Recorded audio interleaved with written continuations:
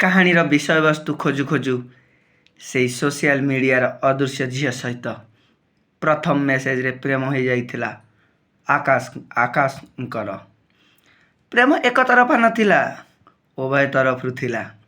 ଜଣେ ଆକର୍ଷଣୀୟ ମୁସଲିମ ଯୁବକ ଆଉ ଜଣେ ସୁନ୍ଦରୀ ଖାଣ୍ଟି ଓଡ଼ିଆ ଯୁବତୀ। ସତେ ଯେମିତି ସ୍ୱର୍ଗରୁ ଓହ୍ଲେଇ ଆସିଥିବା ଯୋଡ଼ି। ଗୋଟେ ପଟେ ପରିବାରର ଅନୁଶାସନ, ନିୟମ କାନୁନ, ଅନ୍ୟ ପାର୍ଶ୍ୱରେ ଅଲଗା ଧର୍ମ, ଜାତି, ସଂସ୍କୃତିର ଦର। ତାରି ଭିତରେ ଅସମ୍ଭବ ମନେ ହେଉଥିବା ଗୋଟେ ଅମୃତ ପ୍ରେମ କାହାଣୀ। କିନ୍ତୁ ସରଳ ନିଷ୍ପାପ ଦୁଇଟି ଅମୃତ ହୃଦୟର ମିଳନ ପାଇଁ ସେମାନଙ୍କ ରାସ୍ତା ଖୋଜି ନିଏ।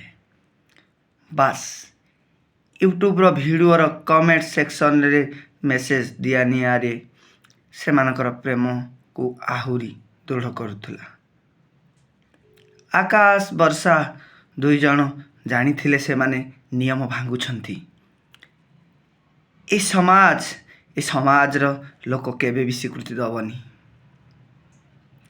ସତ, କିନ୍ତୁ ପ୍ରେମ ଆଗରେ କିଛି ବି ଦେଖାଯାଏନି। ସବୁ ପ୍ରେମ କାହାଣୀ ସଫଳ ହୁଏନି।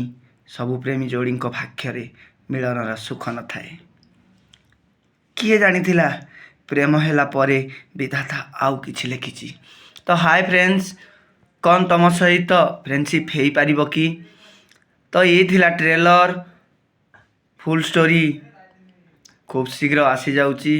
ତ ମୋର ଆଶା ଆପଣମାନେ ଭଲ ପାଇବା ଦେବେ। ଥ୍ୟାଙ୍କ୍ସ। ଜୟ ଜଗନ୍ନାଥ।